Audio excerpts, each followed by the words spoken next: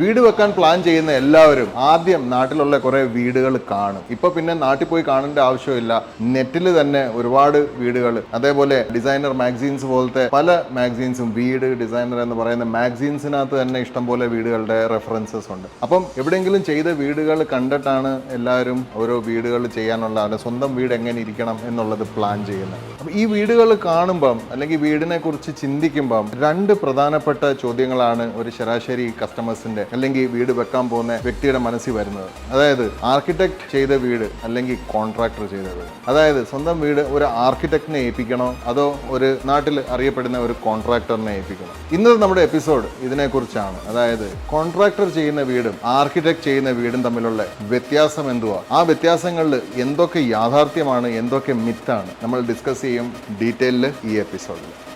Welcome to AV tiles and sanitary Kollam, കൊല്ലത്തെ number 1 tile shop. Onam കഴിഞ്ഞ് ആദ്യത്തെ എപ്പിസോഡാണ്. എല്ലാവർക്കും വീണ്ടും ഈ ചാനലിലേക്ക് സ്വാഗതം. ഞങ്ങളുടെ ചാനലിന്റെ വാച്ചിങ് അവേഴ്സ് ഭയങ്കരമായിട്ട് ഇൻക്രീസ് ചെയ്യുന്നുണ്ട്. അതിന്റെ അർത്ഥം വളരെ സിമ്പിളാണ്, ഇതിന്റെ കണ്ടന്റ് വളരെ റെലവെന്റ് ആണ്. ഈ ചാനൽ കാണുന്ന വ്യൂവേഴ്സിന് ഇതിന്റെ കണ്ടന്റിൽ നിന്ന് ഡെഫിനറ്റ്ലി ഒരു ഗുണം അല്ലെങ്കിൽ ഒരു ഇൻഫർമേഷൻ കിട്ടുന്നുണ്ട്. അതുകൊണ്ടാണ് ഞങ്ങളുടെ വ്യൂവർഷിപ്പ് ഇത്രയും കൂടുന്നത്. എന്തായാലും ഞങ്ങളുടെ എല്ലാ പ്രേക്ഷകർക്കും ഞങ്ങൾ നന്ദി പറഞ്ഞുകൊണ്ട് ഈ എപ്പിസോഡ് തുടങ്ങുന്നു.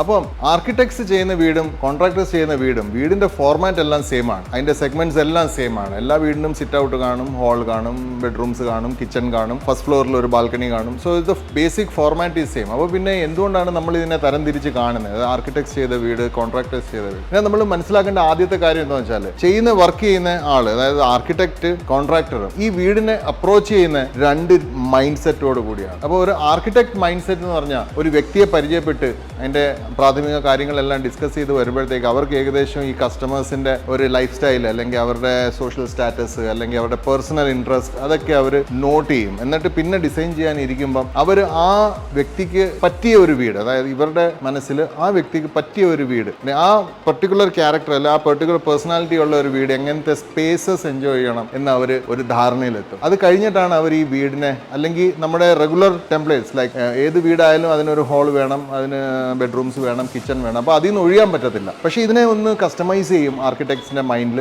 അവർ വ്യക്തി എന്ന നിലയിൽ നമ്മളെ പരിഗണിക്കും, എന്നിട്ട് നമ്മളെ എന്ന വ്യക്തിത്വത്തിനെ അവർ കംഫർട്ടബിൾ ആയിട്ട് താമസിക്കാൻ പറ്റുന്ന ഒരു വീടാണ് അവർ ചെയ്യുന്നത്. അപ്പോൾ അവർ ശരിക്കും ലിവബിൾ സ്പേസസ് ആണ് ക്രിയേറ്റ് ചെയ്യുന്നത്. ഇപ്പോൾ ആർക്കിടെക്ട്സ് വളരെയധികം കേൾക്കാൻ ആഗ്രഹിക്കുന്ന ഒരു ടേമാണ്, അവരുമായിട്ട് അസോസിയേറ്റ് ചെയ്യാൻ ആഗ്രഹിക്കുന്ന ഒരു ടേമാണ് ലിവബിൾ സ്പേസസ്. അതായത് സന്തോഷത്തോടെ ജീവിക്കാൻ പറ്റിയ സ്ഥലങ്ങൾ ക്രിയേറ്റ് ചെയ്യുന്ന ഒരാളാണ് ആർക്കിടെക്ട്. പക്ഷെ അവർ ചെയ്യുന്ന വർക്കിനകത്തെല്ലാം ഈ ഹാളും ബെഡ്റൂമും സിറ്റ് ഔട്ടും ബാൽക്കണിയും എല്ലാം കാണും. നൗ ഇതേ വീട് ഒരു കോൺട്രാക്ടറിന്, സ്ഥലത്തെ ഏറ്റവും പഴയ ഏറ്റവും പേര് കേട്ട അല്ലെങ്കിൽ ഏറ്റവും നല്ല വർക്ക് ഹിസ്റ്ററി ഉള്ള ഒരു കോൺട്രാക്ടറിനെ ഏൽപ്പിച്ചാൽ അവരും മോശമായിട്ടൊന്നും പെർഫോം ചെയ്യത്തില്ല. പക്ഷെ അവരുടെ അപ്രോച്ച് കോസ്റ്റ് വൈസ് ആയിരിക്കും. അതായത് വീട് വരുമ്പോൾ എത്രൻ്റെ വീടാണ് നമുക്ക് ചെയ്യേണ്ടത്, നമുക്ക് ഒരു 50 ലക്ഷം രൂപയുടെ വീടാണ് ചെയ്യേണ്ടത്. ശരി, 50 ലക്ഷം രൂപയുടെ വീട്. അപ്പം കോൺട്രാക്ടർ പണത്തിന്റെ ഇതിലാണ്. അപ്പം പിന്നെ കോൺട്രാക്ടർ നോക്കുന്ന സൗകര്യങ്ങളാണ്. അപ്പം നമ്മൾ അറിയാം ലിവിങ് സ്പേസ് അതൊരു എക്സ്പീരിയൻസ് ആണ്. അപ്പോൾ ആർക്കിടെക്ട് ഒരു ലിവിങ് എക്സ്പീരിയൻസ് ആണ് തരുന്നതെങ്കിൽ നമുക്കൊരു കോൺട്രാക്ടർ തരുന്നത് ഒരു ബഡ്ജറ്റിനകത്ത് ഒരു ടെംപ്ലേറ്റ് ഉള്ള ഒരു വീടാണ്. അപ്പം ഡെഫിനറ്റ്ലി കോൺട്രാക്ടേഴ്സും പല ഡ്രാഫ്റ്റ് ജനറേറ്റ് ചെയ്യും, കസ്റ്റമേഴ്സിനോട് സംസാരിക്കും, അവർക്ക് മുറി ഇങ്ങനല്ല അങ്ങനെ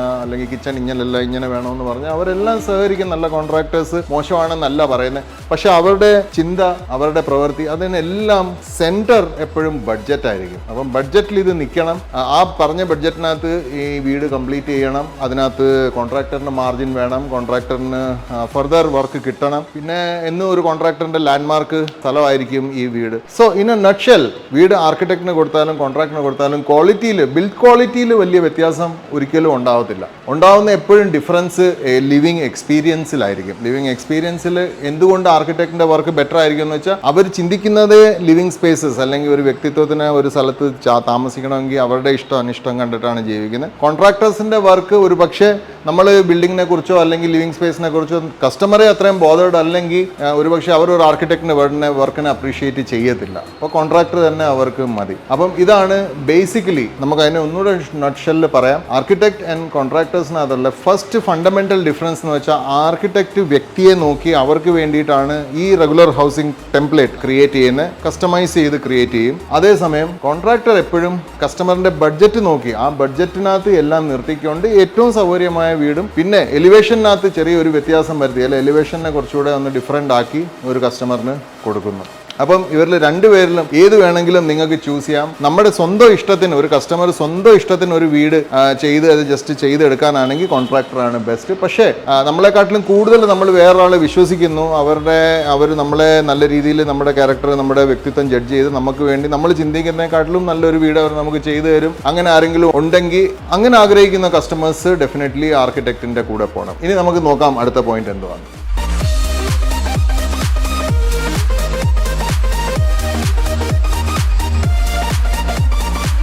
ഇനി ആർക്കിടെക്ട്സും കോൺട്രാക്ടേഴ്സും തമ്മിലുള്ള മേജർ ഒരു വ്യത്യാസം എന്ന് വെച്ചാൽ, ആർക്കിടെക്ട്സ് ചെയ്യുന്ന വീടുകൾ എപ്പോഴും വളരെ യുണീക്ക് ആയിരിക്കും. അതായത് ഒരു വീട് നമ്മൾ കണ്ടു കഴിഞ്ഞാൽ നമുക്ക് ഏകദേശം വീടും ഡിസൈനും ഒക്കെ ആയിട്ട് ബന്ധപ്പെട്ട് നിൽക്കുന്ന ആൾക്കാരാണെങ്കിൽ അവർക്ക് പെട്ടെന്ന് അറിയാൻ പറ്റും ഈ വീട് ഡെഫിനറ്റ്ലി ഒരു ആർക്കിടെക്ട് ചെയ്തതാണ്, അല്ലെങ്കിൽ ഈ വീട് ആർക്കിടെക്ട് ചെയ്തതല്ല, ചിലപ്പോൾ ഒരു കോൺട്രാക്ടർ ചെയ്തതാണ്. അതിൻ്റെ റീസൺ വളരെ സിമ്പിളാണ്. വളരെ യുണീക്ക് ആയിട്ടുള്ള ഒരു എലമെന്റ് ആ വീടിനകത്ത് ആർക്കിടെക്ട്സിന് കൊണ്ടുവരാൻ പറ്റും. അത് അവർക്ക് എന്തുകൊണ്ടാണ് കൊണ്ടുവരാൻ പറ്റുന്നതെന്ന് വെച്ചാൽ, അവർ ചിന്തിക്കുന്നതേ അങ്ങനെയാണ്.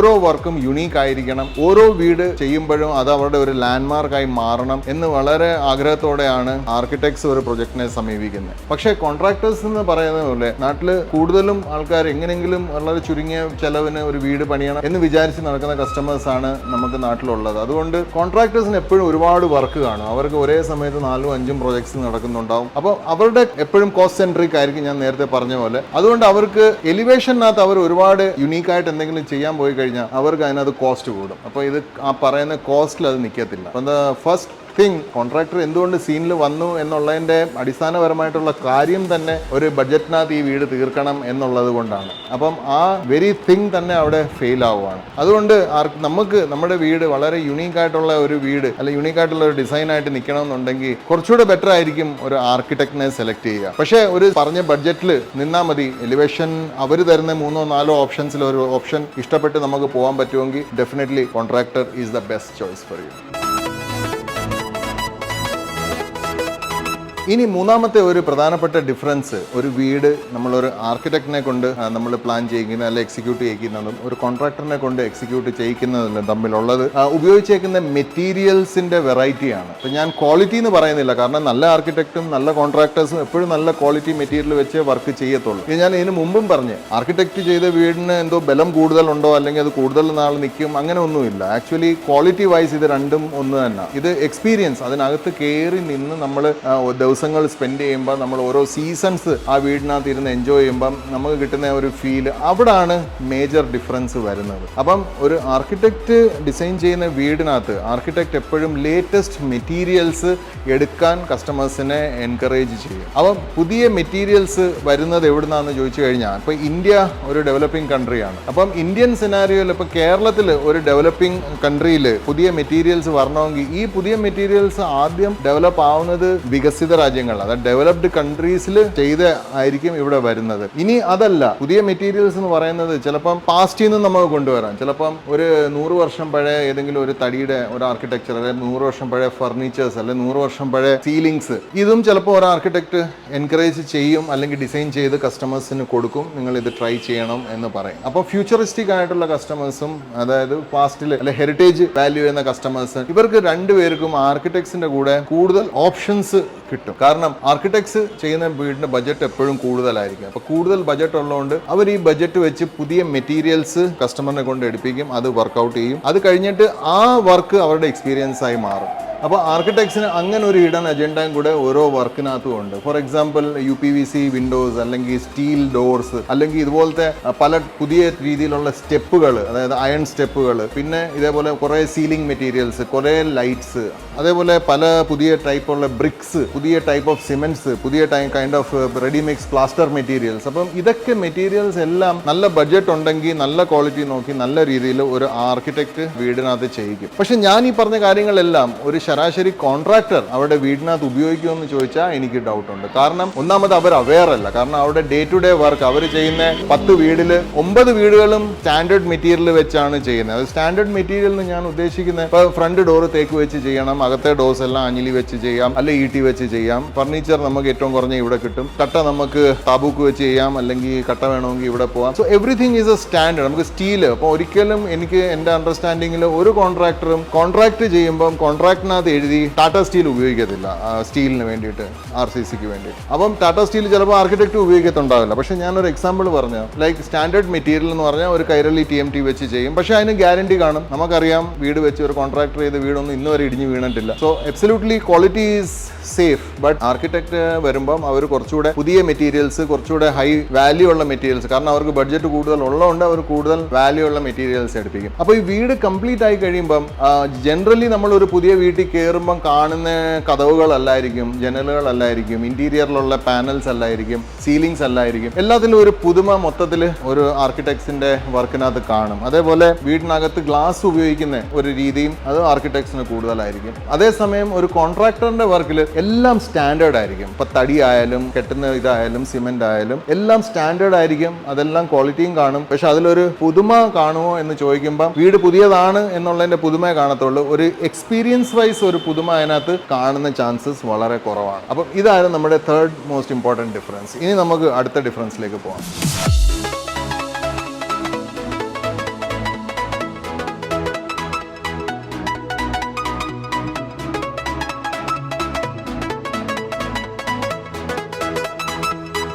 ഇനി ആർക്കിടെക്ട്സിന്റെ കൂടെ വർക്ക് ചെയ്യുന്നതും കോൺട്രാക്ടേഴ്സിന്റെ കൂടെ വർക്ക് ചെയ്യുന്നതും തമ്മിലുള്ള പ്രധാനപ്പെട്ട 4ാമത്തെ വ്യത്യാസം എന്ന് പറഞ്ഞാൽ, ആർക്കിടെക്ട് നിങ്ങളുടെ വീടിനെ വിഷ്വലൈസ് ചെയ്യുമ്പോൾ അവർ അതിന്റെ എൻറ്റയറിറ്റിയിലായിരിക്കും വിഷ്വലൈസ് ചെയ്യുന്നത്. അതായത് നല്ല ആർക്കിടെക്ട്സ് ഒരിക്കലും സിവിൽ വർക്ക് ചെയ്തിട്ട് അങ്ങ് മാറിക്കളയത്തില്ല. കാരണം അത് എന്നും അവരുടെ പേര് കിടക്കുന്ന ഒരു ലാൻഡ്മാർക്കാണ്. അപ്പം ആർക്കിടെക്ട്സ് എപ്പോഴും ഏത് ടൈൽ ഉപയോഗിക്കണം, എന്ത് ഫിനിഷ് ഉപയോഗിക്കണം, ഓരോ ബാത്റൂം അത് അവർ വളരെ സ്ട്രിക്റ്റ് ആയിട്ട് കസ്റ്റമേഴ്സിനെ കൊണ്ട് ഫോളോ ചെയ്യിപ്പിക്കും. ഇതൊരു വലിയ ഡിഫറൻസ് ആണ്. ഇപ്പൊ നമ്മളൊരു കോൺട്രാക്ടർ ചെയ്ത ഒരു വീടിന് ഒരു ടൈലിംഗ് സ്റ്റേജ് ആകുമ്പോൾ നമ്മൾ ജനറലി കേൾക്കുന്ന ഒരു ആർഗ്യുമെന്റ് എന്ന് വെച്ചാൽ, അടുത്ത ആഴ്ച നമുക്ക് ടൈലിംഗ് തുടങ്ങും, അപ്പോൾ നമുക്ക് ഉടനെ പോയി ടൈൽ സെലക്ട് ചെയ്യണം, എനിക്ക് ഇങ്ങനെ ഒരു കട അറിയാം, നമുക്ക് അവിടെ പോവാം, നമുക്ക് അവിടുന്ന് ടൈൽ സെലക്ട് ചെയ്യാം. അപ്പം എല്ലാവരെയും റെഡിയാക്കി കോൺട്രാക്ടർ ടൈൽ ഷോപ്പിൽ പോകുന്നു, എന്നിട്ട് ടൈൽ സെലക്ട് ചെയ്യുന്നു. ആ സ്പോട്ടിലുള്ള സെലക്ഷൻ ആണ് എല്ലാം. അതായത് കടയിൽ കയറുന്നതിന് മുമ്പ് കസ്റ്റമേഴ്സിന് അറിയത്തില്ല അവർ ബ്രൗൺ സെലക്ട് ചെയ്യുമോ, ഗ്രേ സെലക്ട് ചെയ്യുമോ, ഏത് ഷെയ്ഡ് ആയിരിക്കും സെലക്ട് ചെയ്യുന്നത്, അവർക്ക് ഗ്ലോസ് വേണോ, മാറ്റ് വേണോ, ഇതൊന്നും ഒരു ശരാശരി കസ്റ്റമർ, അതായത് ഒരു 10-ൽ 8 വീട്ടിലും കസ്റ്റമേഴ്സിന് ഇതൊന്നും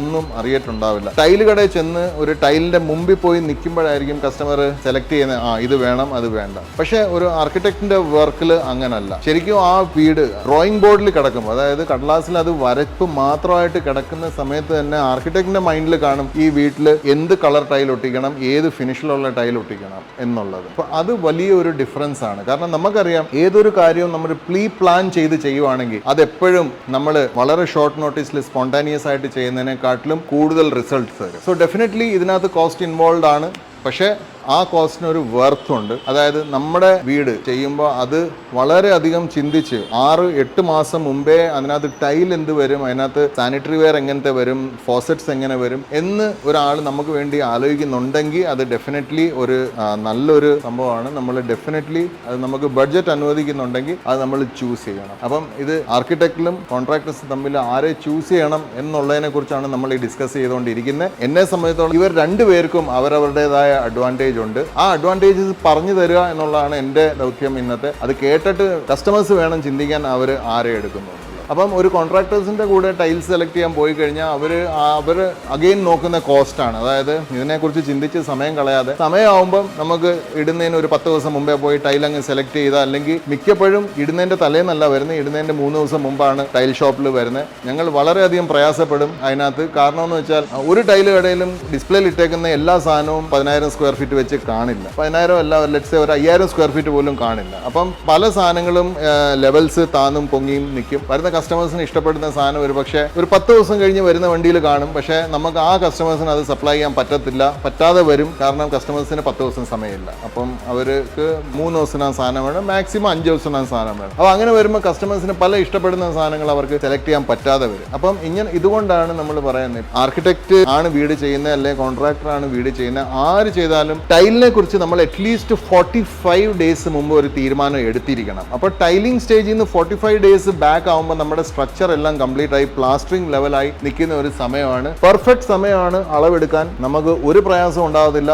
മാർക്കറ്റിലുള്ള സകല ടൈല് നമ്മുടെ ഡിസ്പോസലിൽ കാണും. നമ്മൾ അഡ്വാൻസിൽ ഒരു 45 ഡേയ്സ് മുമ്പെങ്കിലും ടൈൽസ് സെലക്ട് ചെയ്യണം. അത് ഇനി വീട് ആർക്കിടെക്ട് ചെയ്താലും കോൺട്രാക്ടർ ചെയ്താലും ഇത് 2 സെനാരിയോയിലും നിങ്ങൾക്ക് ഗുണകരമായിരിക്കും. ഇനി ഏറ്റവും അവസാനത്തെയും ഏറ്റവും important point, how to select between an architect and a contractor is coming up. ഇനി 5ാമത്തെയും ഏറ്റവും പ്രധാനപ്പെട്ട ഡിഫറൻസ്, ഒരു ആർക്കിടെക്ടിന്റെ അടുത്ത് കസ്റ്റമേഴ്സ് പോകുന്നേ ഒരു കോൺട്രാക്ടറിന്റെ അടുത്ത് കസ്റ്റമേഴ്സ് പോകുന്നേ അല്ലെ ഇവർ തമ്മിൽ ആരെയാണ് കസ്റ്റമേഴ്സ് ചൂസ് ചെയ്യുന്നത് എന്നുള്ളതിന്റെ ഒരു മിത്താണ്. അതെ, 5ാമത്തെ പോയിന്റ് ആക്ച്വലി ഒരു മിത്തിന്റെ എക്സ്പ്ലനേഷൻ ആണ്. ഈ മിത്ത് എന്തുവാന്ന് വെച്ചാൽ, കോൺട്രാക്ടറിന്റെ അടുത്ത് പോയി കഴിഞ്ഞാൽ ആ കോൺട്രാക്ടർ പറഞ്ഞ റേറ്റ് അത് 1700 രൂപ സ്ക്വയർ ഫീറ്റ് മുതൽ 2500 രൂപ സ്ക്വയർ ഫീറ്റ് ആയിരിക്കും. അപ്പോൾ എല്ലാ കോസ്റ്റും അതിനകത്തുണ്ട്, നമ്മൾ വേറെ ഒന്നും അറിയേണ്ട, അതങ്ങ് കൊടുത്താൽ മതി എന്നുള്ളതാണ്. പക്ഷേ ഒരു ആർക്കിടെക്ടിന്റെ അടുത്ത് പോകുമ്പോൾ കസ്റ്റമർ ചിന്തിക്കുന്നത്, ആർക്കിടെക്ടിന് തന്നെ ഒരു 5% മുതൽ 15% ആർക്കിടെക്ട് തന്നെ അങ്ങ് ചാർജ് ചെയ്യും. അപ്പോൾ പിന്നെ വീടിന്റെ കോസ്റ്റ് വേറെ കിടക്കുന്നത്. അപ്പോൾ അങ്ങനെ ഒരു 15%, ഇപ്പോൾ 50 ലക്ഷത്തിന്റെ വീടാണ് വെക്കുന്നെങ്കിൽ അതിനകത്ത് 50 ലക്ഷത്തിന്റെ 15%